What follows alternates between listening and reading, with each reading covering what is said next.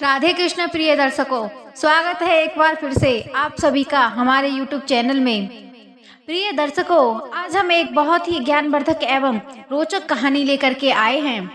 प्रिय दर्शकों, इस वीडियो में हम जानेंगे कि स्त्री आखिर कब तक एक पुरुष से प्रेम करती है और कब उसे बीच में ही छोड़कर चली जाती है। प्रिय दर्शकों, यह कहानी चंद्रवंशी राजा पूर्वा की है, जो बुद्ध और इला के पुत्र थे। प्रिय दर्शकों, एक बार राजा पूर्वा और अप्सरा पूर्वी का मिलन हुआ। तब राजा पूर्वा ने उस अप्सरा से विवाह का प्रस्ताव रखा। उस अप्सरा ने राजा पूर्वा से विवाह करने के लिए कुछ शर्तें रखी। प्रिय दर्शकों, ये शर्तें इसलिए रखी थी क्योंकि जो अप्सरा थी वह स्वर्ग की बहुत ही सुंदर अप्सरा थी। प्रिय दर्शकों, अप्सराओं का कार्य तो आप सब जानते ही हैं कि देवराज इंद्र अप्सराओं से क्या कराता था। प्रिय दर्शकों, अप्सराएं नेत्र कला एवं अपनी सुंदरता से लोगों का दिल जीतने का कार्य करती थीं। उन अप्सराओं का कार्य एक बंधन में बंधने का नहीं था, क्योंकि उनके कर्म एक आदर्श महिला से अलग थे। उनका कार्य किसी व्यक्ति से प्रेम करना नहीं था।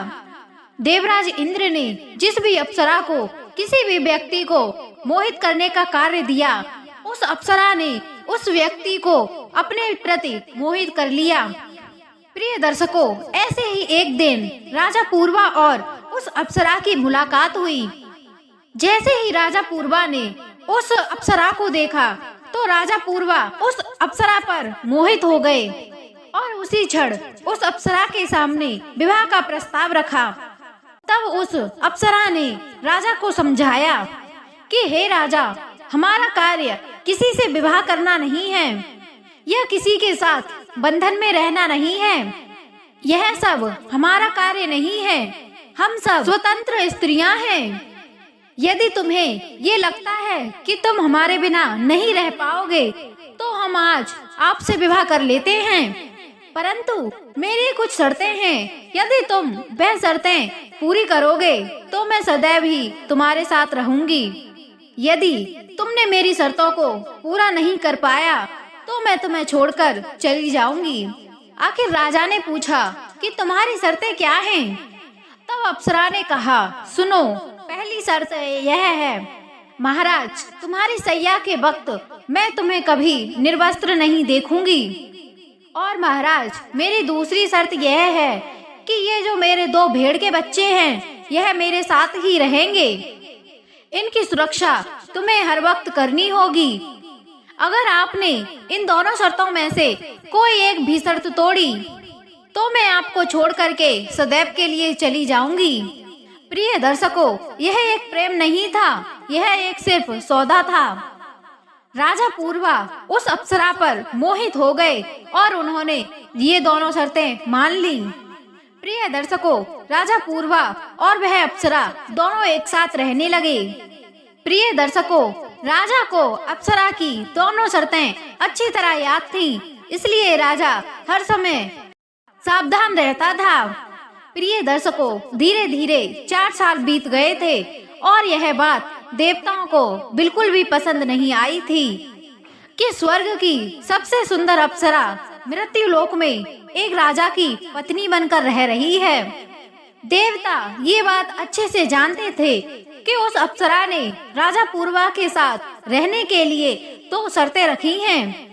यदि उन दोनों शर्तों को भंग कर दिया जाए तो अप्सरा स्वतः ही स्वतंत्र होकर के स्वर्गलोक वापस लौट आएगी। यह सोचकर देवताओं ने उन दोनों भेड़ के बच्चों को चुरा लिया और उन्हें लेकर के आकाश की ओर उड़ने लगे।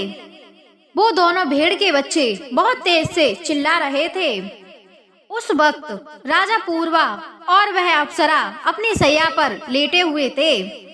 जब उन दोनों भेड़ के बच्चों की आवाज उस अप्सरा ने सुनी तो अप्सरा ने कहा कि हे महाराज, कोई मेरे भेड़ के बच्चों को ले जा रहा है। उस वक्त राजा निर्वस्त्र ही भेड़ के बच्चों को बचाने के लिए भाग खड़ा हुआ। उस वक्त राजा पूर्वा को इस बात का ध्यान नहीं रहा कि अगर अप्सरा मुझे सैया के बाद निर्वस्त्र देख लेगी तो वह मुझे छोड़कर चली जाएगी। जब राजा उन भेड़ के बच्चों को बचाने के लिए सैया से उतरकर भागा तो उसी वक्त जोर से बिजली तड़पी। तो उसी वक्त बिजली की रोशनी में उस अप्सरा ने राजा पूर्वा को नग्न अवस्था में देख लिया और इस प्रकार से उस अप्सरा की जो प्रतिज्ञा थी वह भंग हो गई। इसलिए वह अप्सरा राजा पूर्वा को छोड़ करके स्वर्ग के लिए वापस लौट गई। जब राजा वापस महल आया तो उसने देखा कि उसकी पत्नी वो घर पर नहीं है। तब राजा पूर्वा समझ गया कि उसने अप्सरा के दोनों शर्तों को तोड़ दिया है, इसलिए वह अप्सरा उसे छोड़कर चली गई। अप्सरा के छोड़ जाने से राजा पूर्वा दुखी और उदास रहने लगा। राजा पूर्वा पागलों की भांति अप्सरा को ढूंढता रहा, क्योंकि उस अप्सरा ने राजा को अपने प्रेम जाल में फंसा करके पागल बना दिया था। राजा पूर्वा को लगता था कि वह अप्सरा उसे छोड़कर कभी नहीं जाएगी, क्योंकि राजा उससे बहुत प्रेम किया करते थे। वहीं पर वह अप्सरा उस राजा से प्रेम नहीं किया करती थी।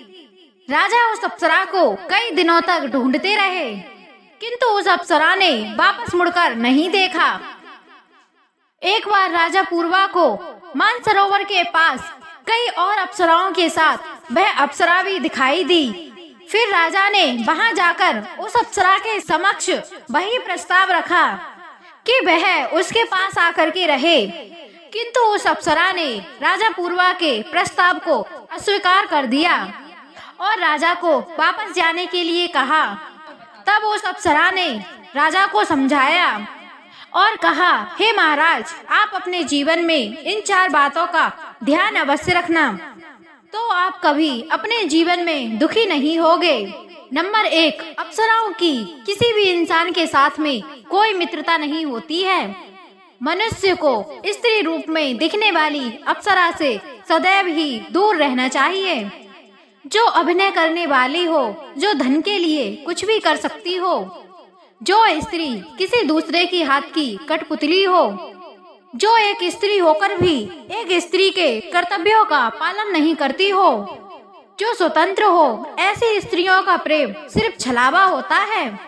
वो अपने कार्य को सिद्ध करने के लिए, वो अपने कार्य को करने के लिए दूसरे की भावनाओं के साथ खेल जाती हैं। जैसे व्यापार में रिश्ते, नाते, मित्रता एक तरफ रख दी जाती है, उसी प्रकार ऐसी नारियों का भी प्रेम एक व्यापार की तरह होता है। उनकी प्रशंसा भी झूठी होती है। दूसरी बात बताते हुए वह अप्सरा कहती है कि हे महाराज, जैसे अचानक आया हुआ अतिथि भोजन करने के बाद घर को सूना करके चला जाता है, जैसे एक पक्षी फलहीन वृक्ष को छोड़ करके चला जाता है, जैसे प्रजा शक्तिहीन और पराजित राजा को छोड़ देती है, वैसे ही वेश्या धनहीन और शक्तिहीन पुरुष को छोड़ करके चली जाती है। इस संसार में दुखी लोगों को सिर्फ 3 प्रकार से ही शांति मिलती है। नंबर 1, अच्छी संतान, और नंबर 2, पतिव्रता स्त्री, नंबर 3, सज्जन लोगों का संग।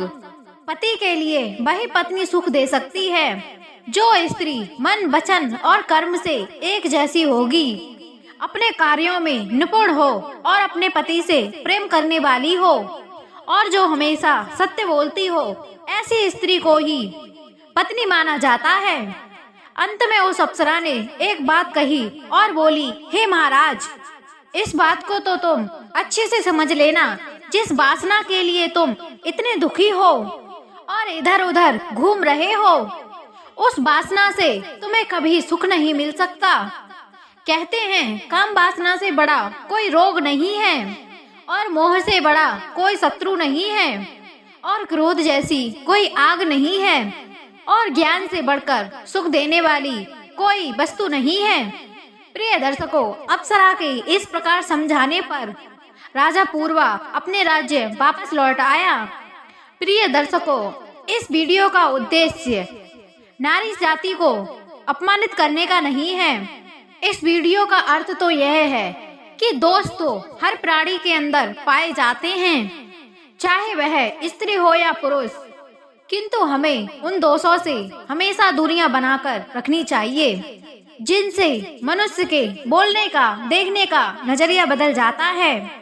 प्रिय दर्शकों, आपको यह छोटी सी वीडियो कैसी लगी कमेंट के माध्यम से हमें अवश्य बताएं। और प्रिय दर्शकों, जो दर्शक बंधु हमारे इस चैनल पर पहली बार आया है तो हमारे इस चैनल को सब्सक्राइब अवश्य कर लें। हम मिलते हैं आपसे किसी ऐसी ही ज्ञानवर्धक वीडियो में। तब तक के लिए जय श्री कृष्णा, जय श्री राधे।